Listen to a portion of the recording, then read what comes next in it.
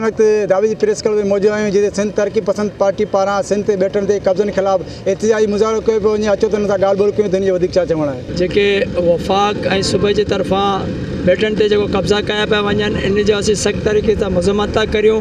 असीं सिंध वासियुनि ऐं ख़ुसूसन दाबेची वारनि सां इहो पुरज़ोर अपील था करियूं त 11 अक्टूबर ते सभु गॾिजी डॉक्टर कादिर मक्सी जा हथ मज़बूत करियूं जेके इन्हनि जा साज़िशूं नाकाम करे सघूं। सिंध जे बेटनि ते जेको कब्ज़ो कयो पियो वञे इहो सिंध तरक़ी पसंद पार्टी पारां इन जो रद्द अमल असां कयो हुयो आहे त असां कंहिं सूरत में इहो बर्दाश्त न कंदासीं।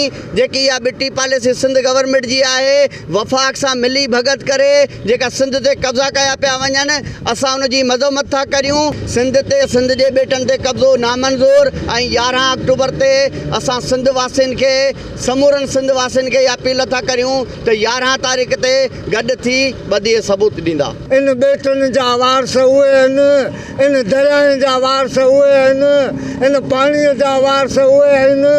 कॾहिं बि असां कंहिं वफ़ाक़ खे या सिंध गवर्नमेंट खे असां इहो बर्दाश्त न कंदासीं त मिली भगत करे सिंध जे वसीलनि ते कब्ज़ा कनि। जो वफ़ाक़ ऐं सिंध हुकूमत पारां बिटी पॉलिसी करे जेको धरती ते कब्ज़ो कयो पियो वञे हुनखे कंहिं सूरत में बर्दाश्त न कयो वेंदो।